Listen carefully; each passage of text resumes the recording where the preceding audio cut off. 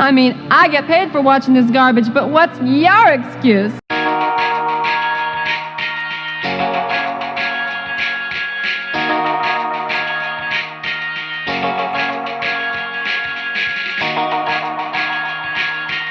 Hey, welcome everybody to our newest and latest episode of the Underrated Podcast. With us, the Undercast company.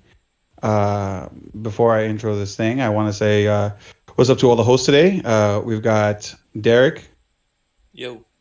Alan. Yo, what up? We got Ariel. Hi. And then we got me, Fred. So today we bring you probably one of the most, I think, underrated movies because it's never won an Academy Award yet. A couple Razzies. Yeah, but that's disrespectful. You could say sometimes some movies get snuffed. I want from the awards. I want to say this one might have been. Oh gosh, you're going deep with acting. the awards, huh? It got a Saturn Award. Yeah, it got no, but I'm talking about this. Should be up there with like top tier movies of all time. For example, the best movie ever, as said in Talladega Nights, was Highlander, and I think this is right up there with that movie. So we're talking about Elvira, Mistress of the Dark, everybody. I don't want to keep you guys in the dark for this long. It's a fantastic movie. It came out in 1988. 88. Yep. You were the only one of us alive when it came out. Yeah, I saw, but I didn't see it in 88. I was too young in 88 to watch this movie. I think I saw it in the 90s because at that point I was a little bit older and I could understand the intricacies of this movie. I might have been like 10. You know what? The underlining tone, let's just say. So this movie, the director was James Sigon. Oh man, I'm so bad with names. Signorelli. Man, that's terrible. The writers were Sam Egan, John Paragon. The stars, I mean, there were stars, I guess, but the best star was Cassandra Peterson, aka Elvira, Mistress of the Dark. Kaniki from Greece was in it. He was Kaniki, essentially. If Kaniki became an asshole. Okay, did you guys ever watch Pee Wee Herman Show? Yeah. Okay, remember the guy, the genie thing that would come out with just a head? Yeah, that's That was a gas station attendant in the movie. In this movie, I believe. Yeah. They have him credited as that. And then what's her name from Ferris Bueller's Day Off? Like, he's a righteous dude. You know. Yeah. She's in it. And then. Yeah. Oh, speaking of Pee Wee Herman, there's a Pee Wee Herman doll in the beginning. Because she and Pee Wee were like they were buddies. Friends. Yeah. Yeah, it was like in her like little not her office, her dressing room or whatever. Yeah, her dressing room. Yeah. Yeah, I remember I saw it because I was a kid. Fred had that doll, and it terrified the fuck out of me. Yo, what about? Oddly enough, before I made this pick of this movie, because we'll go into some other stuff, I've been looking for that Pee Wee Herman doll on eBay, and I found some, and I was gonna get one, and I thought it would be really cool to invite you over and just have it staring at you somewhere. No, it's okay.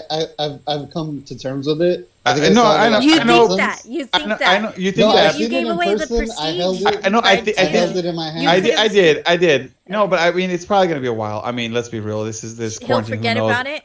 Yeah, but no. What I'm just saying, like, I think be like stealth with it so that it takes him by surprise. I think I'm just gonna put it in his car. This shit. Yeah. I'm gonna go to his apartment. I'm gonna sneak into his car, and I'm just gonna leave it there, and I'm gonna have a note and see, like, are you still over it, and go with that. But yeah, so the Metacritic score for this movie was a 43. It didn't do that well, box office wise.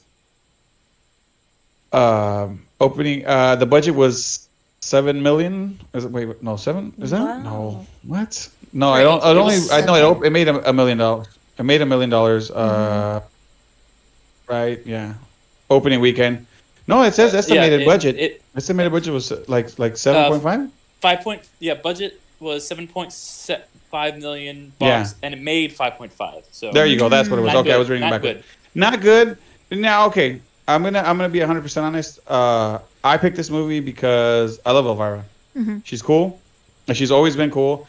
Growing up, this is one of those figures that you've seen in your life if you were a kid from the 80s. Being born, being in the 80s, 90s, because I was born in 85, coming up in the 90s, you saw her. She was Knott's Berry Farm. I know a lot of people have seen her there. Yep. She's had her shows. I saw her last show there. Yeah. Yeah. So there's a lot of people that have been introduced. During her last show too. I used to go to remember when it was not LA Comic Con, but it was Kamikaze. Yeah, it was Kamikaze. She used to be there. Like in the very beginning of them, she was always there. Yeah. She hasn't done it in a while. She's retired. I used to see her all the time when we. She's retired. Yeah, because she's like getting close to 70. She'll bring it out once in a while. She still did him. Dresses up. Yeah, she'll. I know she tends to. It seems like she tends to do more of the horror conventions. I'm just saying there was a thing when it was a Stan Lee Comic Con. There was a thing with her and him kind of. So they were both there all the time, and then all of a sudden, when it switched over to LA Comic Con, she was just not there anymore. So like I said, it could be the retiring, or it could have been something behind the scenes. I have no idea, but I just know that I used to see her all the time there. So I actually got to see her in person. I never went to get a signature because I don't have that kind of cash. But it's not that it's super expensive, but I just don't carry that much cash. But I got to see her. I really walked close. Like I walked as close as I could next to that booth just to see her, at least to be like to see her. More respect, my man. All right, that's Elvira. Respect. I don't care if she's 70. I went up for she could be 95. And you know what? She's still a beautiful woman. And stunning. She's beautiful. Yeah. With that, I'm gonna let you guys go first. One little thing. Yeah, go ahead. One little thing. Explain because I know some people are we don't live in that age anymore. Where she did? Okay. Who is Elvira? Yeah. So the way I caught her a few times because she was on TV. She was on everything, dude. Back then. Yeah.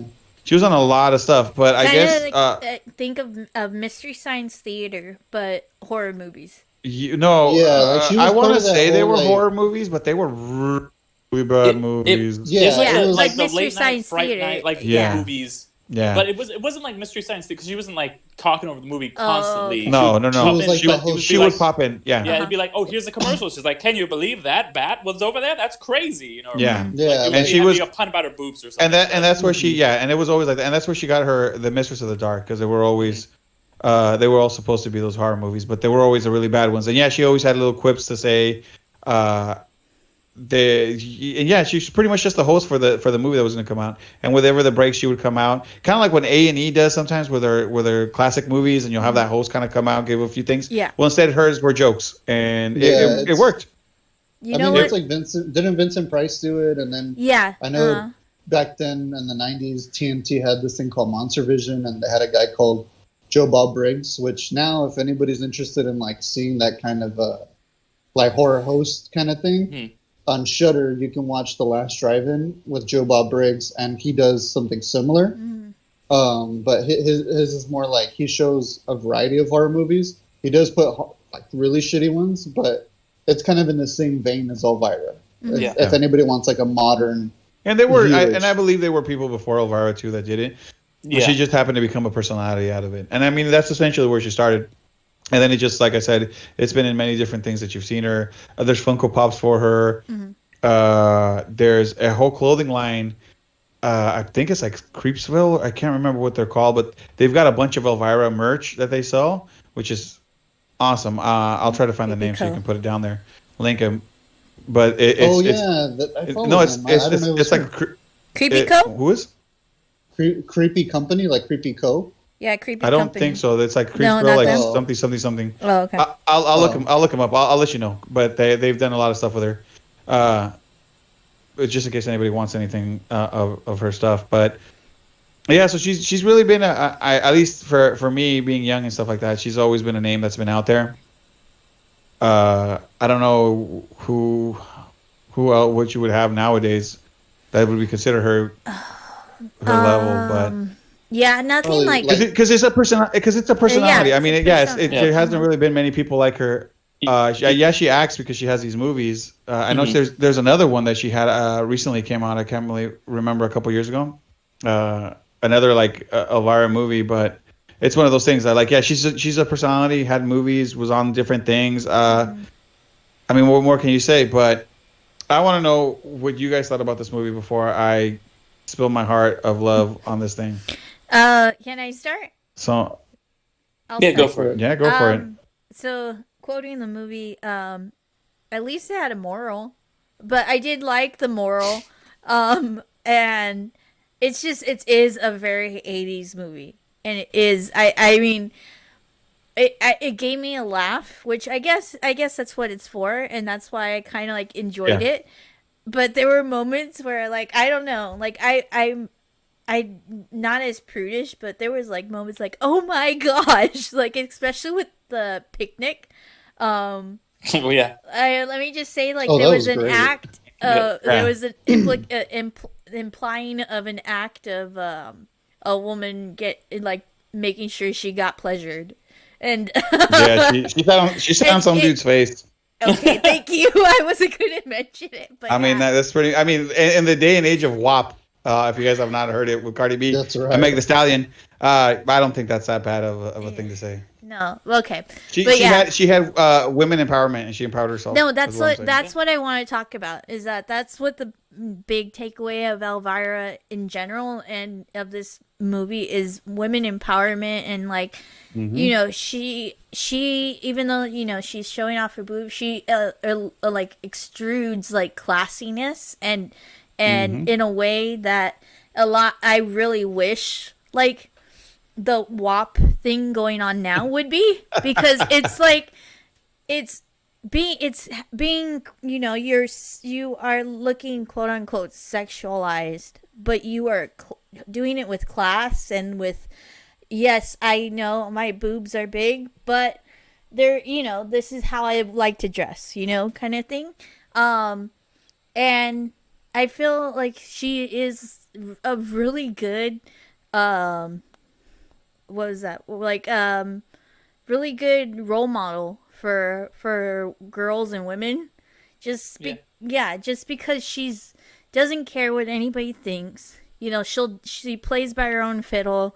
Like, if somebody like tries to take advantage of her, she knocks them down to the ground. And yeah, that's like what the main thing that I really enjoyed about this movie, of just, you know, the empowerment that she represents, and you know, it kind of that surpasses her sexuality, you know.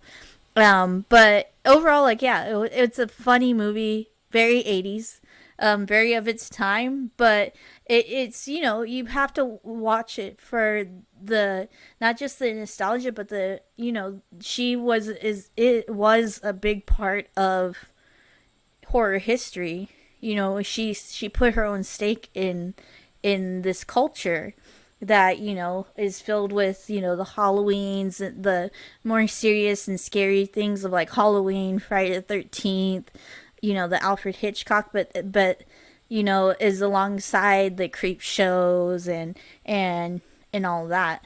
And so for me, like, just for that matter, I really do like think that this movie should be watched, and on top of like the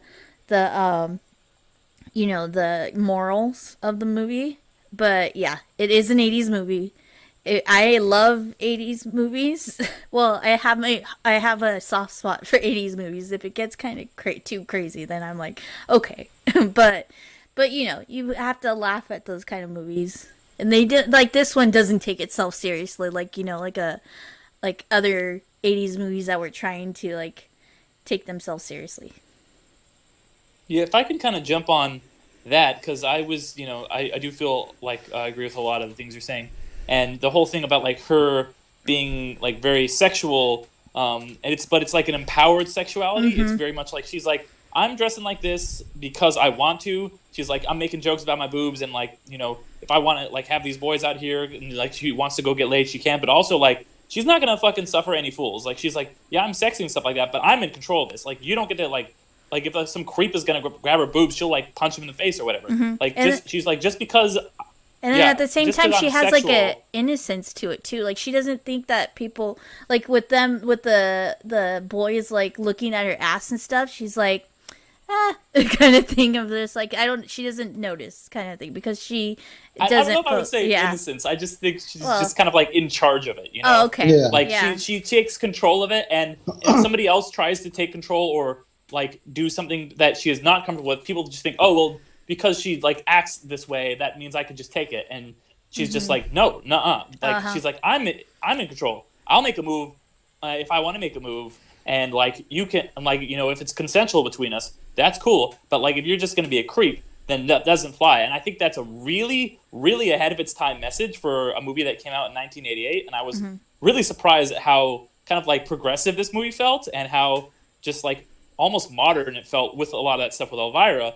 And it caught me off guard. I was not expecting it. I was expecting just kind of like jokes and stuff like that. And she's just kind of like, well, how did I get into this one?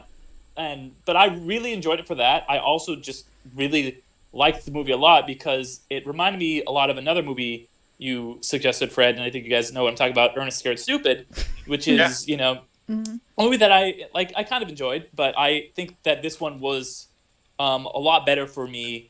Like I would go back and rewatch this one for sure, because like maybe on Halloween or something, because I feel like with Ernest, it was like they both are like kind of 80s icons that they're like, okay, well, like Ernest got started in commercials, she got started in kind of doing these like late night B-movie, like, you know, like commentary things.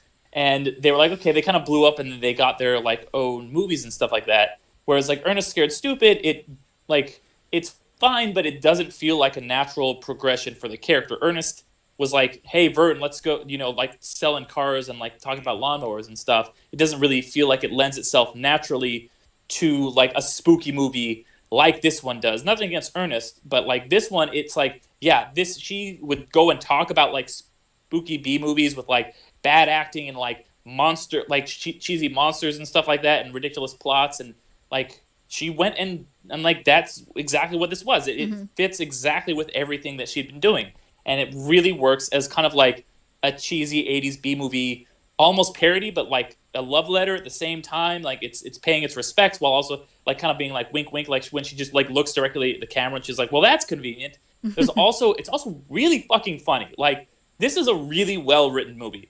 Like there's a lot of like puns and like kind of like little like jokes. There's just like a smattering of them every like, you know, a couple minutes. There's another one. They're always funny. And then there's like a lot of really good just like visual gags in it that I liked.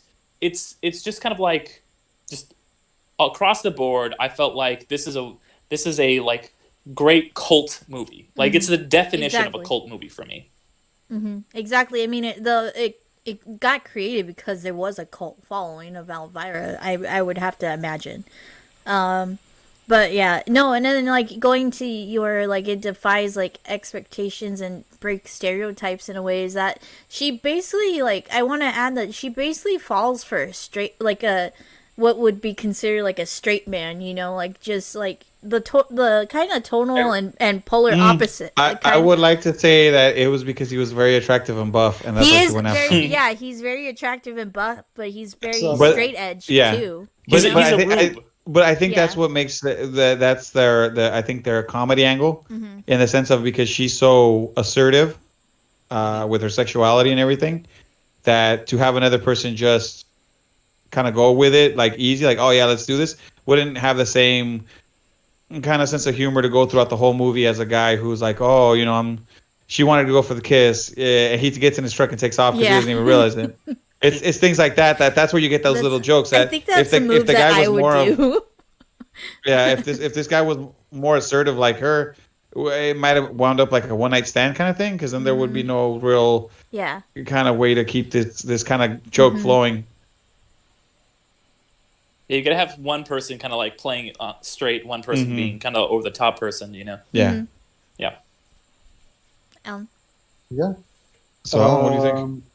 Well, pretty much you guys said a lot of stuff that I like. Pretty much you read my mind on it. So I'll kind of delve into the things. Not that I didn't like it. I thought it was great. I enjoyed it a lot. I mean, it's definitely a cult movie. I'll tell the listeners right now, you're not watching it for the story. It is the story doesn't really get into I beg to differ, business. but I'll talk about that. Yeah, you don't really get into the business until like at the 1 hour mark, which I noticed. Yeah. Yeah, it's kind of an hour of just Elvira being Elvira, which is great. I mean, that's the best part of it. Is you're watching for her. But I mean, I won't lie, the other actors and everybody else, and the story is pretty meh. But yeah, like if you go for the comedy, you go for the gags. you go for Elvira. That's the main thing of it. Story wise, she's trying to get a deal in Las Vegas. A Las Vegas show, and she needs $50,000. And then she finds out that she's like her aunt died. Her great aunt died, and she has something to inherit, and she has to go to the will reading at like this pretty straight edge conservative town. Yeah, so that's where you get all the good humor for it, because everybody's like, they contrast her, and then she ends up finding out that she gets a house, and then there's a book and a dog, and she's kind of like upset about it because she was hoping to get the money so she can start her show in Vegas. And then hijinks happen and everything happens, and you find out that there's a cousin or an uncle who's like a warlock and or a demon kind of thing, and he wants the book because it's like, the Necronomicon or something like that. And the whole plot is just her trying not to fucking die because the whole town's against her, and they're like, oh my god, she's so different, and blah blah blah. And then the uncle gets the book and he becomes like a demon, and then it's like a race against time trying to like get the ring off of him. I guess there's like different artifacts and all this stuff, and you find out that Elvira's mom was like a really powerful witch, which was also played by Elvira. Cassandra Pearson also played her mom. With her natural hair color, I think, too. Oh, man, she looked amazing there, too. I was like, damn, girl, chill. But yeah, no, and that's pretty much the basis of the plot. And then at the end of it, everybody's like, hey, you know what, Elvira, you're all right. And, the town really greets her with open arms and everything. And it's like, all right, you know what, man, like, you're all right. You helped us out, blah, blah, blah. So that's pretty much the gist of it. And but yeah, story, not really the most important part of the movie. You're kind of just there for her. She pretty much steals the show all the time. Her Corvette, or is it a Corvette or is it a Bel Air? Oh, I think maybe it's. I have to look it up. Her no idea. Pretty much is so badass. I want her. There's the what is it, like the Macabre Mobile or something? Yeah, the Macabre Mobile or something like that. Well, like it's a black. I think it's a Corvette. The interior is kind of like, I want to say like polka dotted, black and white. Well, white with black polka dots. It had like skulls, and then, like that. Oh yeah, and then the steering wheel is like chain, metal chain, and then the skull in the middle. Yeah, it was pretty cool. Mm-hmm. Oh yeah, but lastly, I guess for me, the only things I didn't care for is like sometimes it was kind of cringy for me. No, it was I believe it's a 1959 Thunderbird. Thunderbird. Yeah. Oh, that's a nice car. Mm-hmm. I don't even know shit about cars, but I know that's a good car. Yeah. I mean, it's customized, so it's not like 100%, Mm-hmm. No, definitely customized. I mean, everything, even the grill has like the bats and spider webs and all that. Yeah. But yeah, I mean, there was times when the movie was kind of cringy. I'm not a big comedy guy, so I'm kind of like, okay, I like the visual gags more. But yeah, mostly it was cool. But what I really liked is it was like an homage to all the shitty horror movies that she posts and stuff like that. Because I kept telling myself, remember what she does. And then she even talks about it. She's like, "You ever seen I Love Satan or something like that?" And it's so bad. Old Roger Corman movies. Yeah, and then she shows or she screens basically Attack of the Killer Tomatoes, which is like one of the most infamous bad horror movies. Yeah. Mm-hmm. Yeah, so I thought that was great. So you kind of have to remind yourself, like, hey, you're going in it for like Elvira, and like they're pretty much. They know what they're doing. They're making a B shitty horror movie comedy, but at the same time, it's like an homage, like Derick was saying, like to all that old stuff, like Plan 9 from Outer Space, Attack of the Killer Tomatoes, all that great stuff. But other than that, yeah, I mean, it's a great cult movie. I enjoyed it. Like I said, for me, just occasionally cringy, but yeah, other than that. And I will give a disclaimer, though. People are going to go out and watch it. It's very, like, handsy. Mm-hmm. I was very blown back. I was like, oh my god, for 1988, this was like... I think we really mentioned I feel like if... the level, like earlier, I mentioned the moment that I'm like, oh shit. But no, I'm just saying, like if you were to try and make a movie like that now, it would not fly. No. I think everybody will lose their shit. Everybody like, how fucking dare you, da-da-da-da-da. This is WAP on film kind of thing, like, but... Yeah, other than that, it's great. Just I want to let everybody know, like, even I was like blown back a second. I was like, oh, okay, all right, that's what I'm in it for. Cool. But yeah, that's me. Wow. So unenthusiastic. Let me blow your minds, people. So this movie, it starts off. All right, I'm gonna put it to you guys like this. It starts off like a day in the life of Elvira. Okay, Alan, you put no emphasis into this. I'm gonna sell this movie for everybody. The story wasn't the best part. No, that's what you said, but no, this is really great. So if you ever got to see Elvira do her show, that's what you get to watch from the get-go. The humor comes in when they start to break down the set because they're gonna do a newscast right in the middle of the news. It's gonna so the weather thing hits her like that's humor already because the way you see her show and the way it ends, all of a sudden you see this other part that just kind of gives you a little joke, ha ha ha. So it starts off real great, and then right away you get to see how much of a badass woman she is when one of the guys basically tells this new executive, "Hey, she'll sleep with you," and she goes, "Oh hell no, I'm not gonna sleep with you." And just boom, knocks him out. So right from the bat, you get to see who Elvira is. Yes, they do that little montage when she's driving from town to town. From her part to the next part after she finds out. Because her ultimate goal with this whole show and everything was to be able to do like a Vegas residency, like a beautiful show. But they're like, hey man, you're not proven if you. Before you go ahead. Yeah. Can you explain to me like the Amish people because they were like totally okay with her and I really like digged it. It was just very. I don't think they were okay with her. I just think it was something different, is what I'm assuming. I think they were smiling at her and said, "Hey." Because the whole joke first starts with like the ketchup and the stuff on her boobs and the hot dog like in the chest. So there's stuff. So you guys completely skip over the best like Michael Bay. Like Michael Bay probably was watching this movie going like, "Oh shit, I just creamed myself," and this is what I'm gonna do. She spills the gasoline on the ground. The guy throws a cigarette down, and there's the biggest fucking explosion that you've ever seen in your life as she's driving off in her car. So like right away, like you guys are skipping out some of the good stuff. All right, you guys making this movie seem really bad. I'm telling you guys, it's really amazing. It's the biggest explosion. No, I'm saying it's the biggest explosion you've ever seen. Michael Bay. Michael Bay was like, that's it. He saw that and was like, "This is it." The island. He was like, "This is what's gonna this." He probably looked around and said, "People, this is my future right here."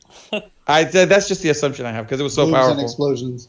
Yeah, that's his whole career. And, and then boobs are timeless, but sometimes you can't put them in the movies. But explosions, always. But yeah, so then they gave this little montage. I like the whole almost like Footloose type of style when she reaches the town. Because there's you can't be happy, you can't be dancing, you can't be this or that. Oh no, that's Footloose. Oh yeah. No, it's Flashdance. Yeah, they when she does the water thing. It's Flashdance. But I'm like Carrie. Yeah, exactly. Yeah. And so like I like those little things that like when you start watching it, there's those little things in this movie. All her quips that she has are her quips. Like they don't. They play the character correctly. She wrote it as well. I saw the credits that she's like on part of it as well. And that's why I think that's where the sense of humor works so well. I do like I said, the way that at first it starts off like a day in the life of stuff, where she's just trying to get an inheritance, she's just trying to get money, she's trying to do this thing, and all of a sudden there's this deeper story of the dog being her familiar, her mom being a witch that's apparently, I'm assuming, had lived for 300 years or for a very long time. Her great aunt too, and then the great uncle. I gotta be a great uncle, I guess, if it was a great aunt. Yeah. So all of a sudden you go from like a movie about just Elvira and like normal stuff to almost her being in one of her movie or her just like you guys said, just in one of her B-style movies. Yeah, her B-style movies. To the point they almost light her on fire, and I thought that shit was hilarious too because they try to do her a witch, and it works well with the humor and everything. Just like when she tries to do the magic and she's reading spells, and the spells all are like, "Oh my god, this is a what do you call that? A casserole." Casserole, yeah. She's like, "Oh, this is because she reads it. She's like, "Oh, casserole or something." It's like, "Oh, it must be a casserole. Let's make it." And then when she remakes it, but because she didn't use the correct ingredients, I think she said she used hamburger helper. She was like, use hamburger helper to make it. All of a sudden, it turned into this aphrodisiac instead of like a giant monster. Because that's the assumption you had when you saw the crock pot again. You go, "Oh my god, it's gonna be this crazy monster and it's gonna eat people." And it turns out making everybody a bunch of hornballs. And that's funny when it works with the town because they were in they're prudes. They were so prudish. Yeah. that it just works. And then you feel bad for Elvira because they don't want to give her a job. Like, so it really, you really feel down and out for this character, and then she really makes it back up. I will say though, the end scene always tripped me out. And I think I read something that like I think they weren't gonna add that in originally because the studio was like, that's gonna be too expensive. But then they added it in once they saw the movie. They were like, no, it kind of needs that part at the end. So I think that's why it just so it feels like it's the movie and then that cut scene of her dancing. Which, mind you, when I was young and I saw that, I was like, yo, this is it. I don't even give a fuck. I don't give a fuck what's going on. But but what I'm saying is, even though it's there, everything that's there, even though you might feel that it's gratuitous or maybe she's just showing off too much or anything like that, everything that's done is done with a purpose. Because even though there was that dancing at the end, it's not just her dancing, but it's her Vegas show that you get to see at the end. So you get to realize that when she got the money from the uncle, she went to Vegas and was able to do her show, and that's what you get to see. You get to see her show at the end. So from start to finish, she achieved the goal that she wanted to, and you had a little horror movie. So I think this movie, in my opinion, works as a good 80s movie, right? In the sense of just a story. But like you said, it also works as a good Halloween movie. And in the sense of this movie reminds me of, you hit it right on the nose, Derick, of Ernest Scared Stupid. Yeah. Ernest consistently did different jobs in every movie. So it was constantly like him doing different things, like whether he was a trash guy or not, but he would be like, oh, I'm going to help basketball or in the army or this or that. So he always had a thing to do. So that scary movie, but those movies were always for kids. They were always central around kids. So the way I look at it is, if you want a wholesome, kind of like that B-story, kind of Halloween-y movie, you would go for an Ernest movie because the jokes are clean and there's humor, but it's a clean movie. Now, if you want a little bit of the scary, maybe a little bit more of the underhanded jokes, a lot of the puns, you would go with Elvira. Because that's more of an adult movie where you're going to get all those jokes about, faces and chests and sitting on faces and all this other, all the jokes that they have, which are hilarious. Because even though it sounds bad, when you say it, when you hear it, they work. They work in the scenes. Yeah. They don't just throw a joke just to throw a joke. It works in the context of what it does. And I think that's the only reason why it works. If you were to do this movie again right now, I think the only way it would work is if the humor works with it. Like you can't make handsy stuff just to be handsy. Like the jokes gotta work. Like it has to work in it. Like, did you guys ever watch what was the movie? This Is the End? Yeah. Oh yeah, I love that. Yeah, that movie. Okay, remember how Hermione? They were like, oh shit, we got Hermione, but when she hears it, it sounds like they're gonna want to rape her. Yeah. And instead, she beats the shit out of them. Because she thinks they're gonna get all handsy. So like, what I'm saying is like, a joke like that, you would say, if you just say that in the context, you're like, well, that sounds terrible. But if it plays correctly with the right joke, it works. And when you watch it, you don't walk away with like I feel dirty, but more like you're like, haha, that worked. Whether you laugh hard, you laugh a little bit, but you go, oh, it worked in that context. And that's what I feel about this whole Elvira movie. Every joke they have, even though it might be crass, even though some people might be like, well, this isn't really my type of humor, I think if you look at it, it works well, and people will see it that way. And I think that's why it stands the test of time. Even though people do get handsy on her, she fights back. She shows you that that's not right. When she wants to get handsy with a person, that's okay. Yeah. And that's the consent part. And the jokes work with. So it all goes hands in hand to make a really good, solid movie that you can enjoy, and you don't feel bad at the end of the day watching it. And you don't feel dirty after you're done. Yeah, and Googling booze. let's be truthful here. That still, like there's reform starting and all that, but I mean, that is kind of like the truth in certain things. Like, guys are still handsy, women are still handsy. I'm not sexist or whatever, but yeah, like that. Like, people people try to take advantage. Some people try to take advantage of other people, and it's stupid and sucks. But yeah, in this movie, like, you see that, you like kind of get that. Oh no, I'm not going. They're not going to do that. Kind of fighting back and stuff. This movie came out like 25 years before the Me Too movement. It really feels like way ahead of its time. Yeah, exactly. No, the thing that, like, I think it was Derick that's or no, it was Alan that said about the whole like, oh yeah, like it's a whole build up and then the the scary stuff happens and stuff. In that sense, it kind of reminded me of, and I think that's why I didn't really mind it in this movie, because like I grew up with that. That was like my first scary movie. Is I don't know if you know, it's on Disney Plus right now, but Mr. Boogedy. Basically, Mr. Boogedy. Yeah, mainly the first half is all exposition and stuff like that. I think it's just in the last like maybe 15-20 minutes that all the scary stuff kicks off and stuff, and then it ends kind of thing. And I feel like, yeah, in that sense that this movie had it, so I understand, like, yeah, with the whole, like, it was a lot of exposition, not too much scary, but for this, like, and I think it's the time of the era, it worked for me. But yeah, that was a just random idea popped back in my head. Yeah, and I just want to say, there's a lot of like movies where they're like, okay, we have like a character that's like always in this certain situation, like you have like your Ernest or your Elvira, or you have like Wayne's World where they're always in the basement and stuff.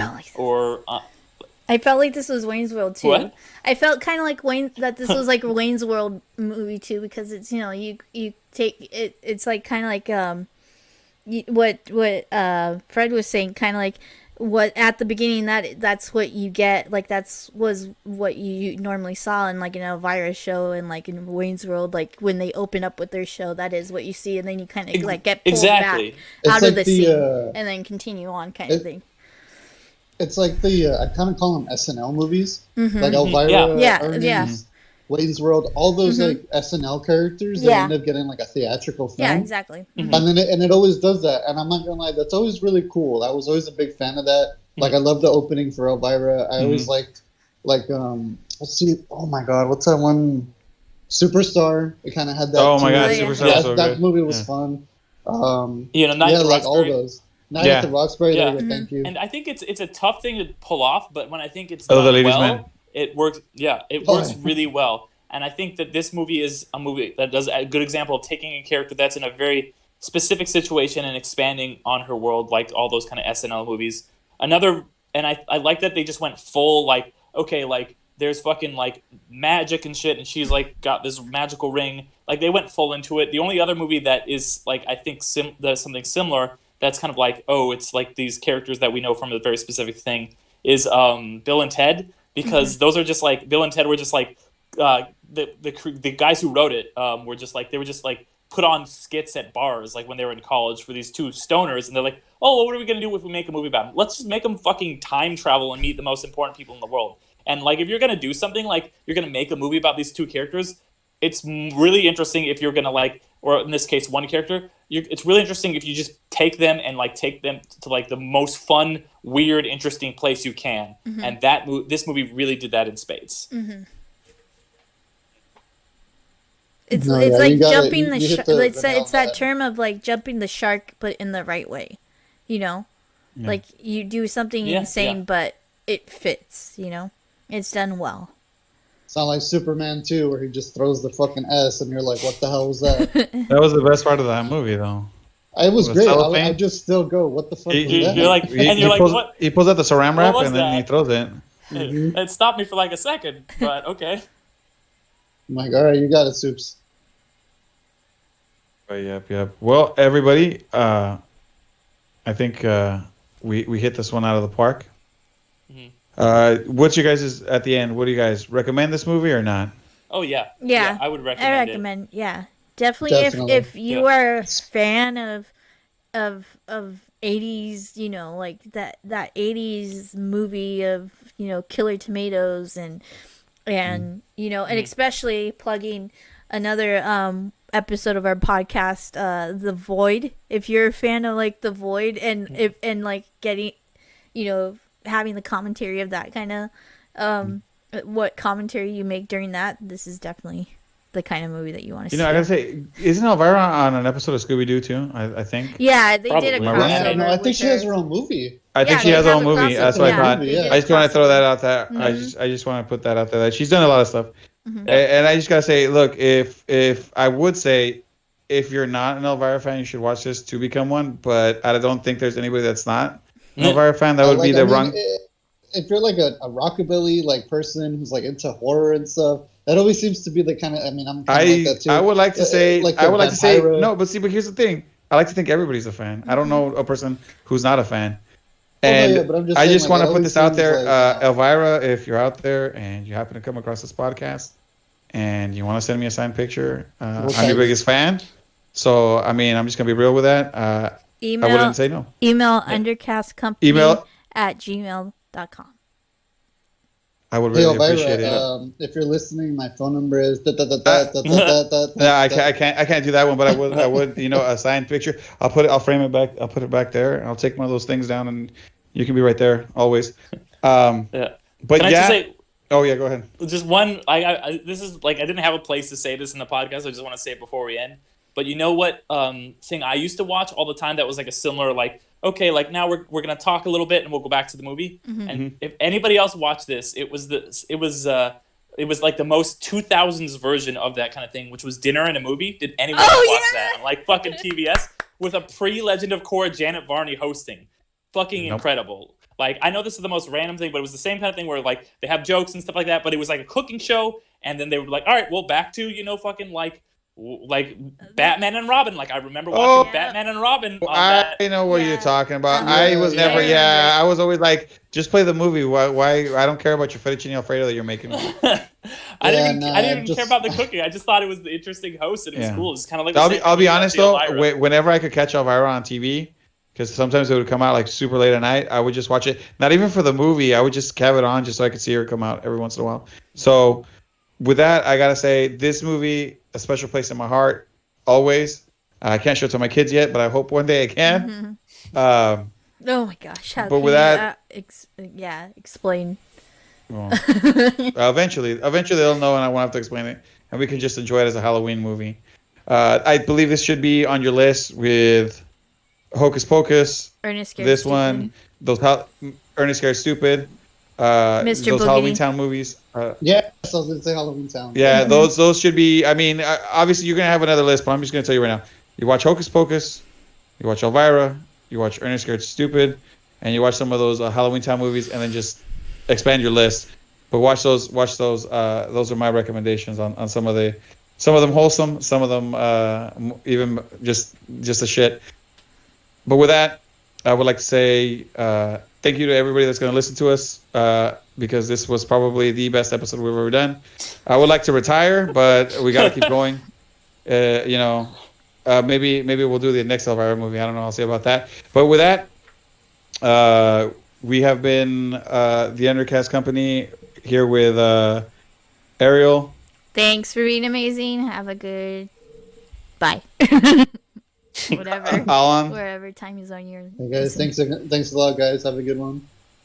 Derick. I'll see you guys in another life. And me, Fred. But before we leave, one quick thing. Follow us on Facebook, on Instagram, on Twitter. We've got two YouTube. Yeah. We've got Apple Podcasts. We've got Google Podcasts. Spotify.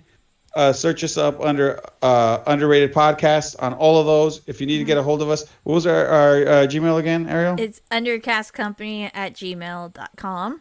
And I also wanted to add that we also have 2 more podcasts that starting out. We have You've Never Seen, which is a podcast about cult movies and movies of important cinematic history movies that at least one person has never seen. And so it's basically me interviewing them and getting their first impressions. And then we also have Derick's podcast of Gateway Episodes, which he tries to introduce people who have never seen also show by telling by having them watch an episode that is considered a gateway episode into the series. That's right. And with that, we have been the Undercast Company. And thank you for listening. And I love you, Elvira. Bye-bye, everybody. Bye.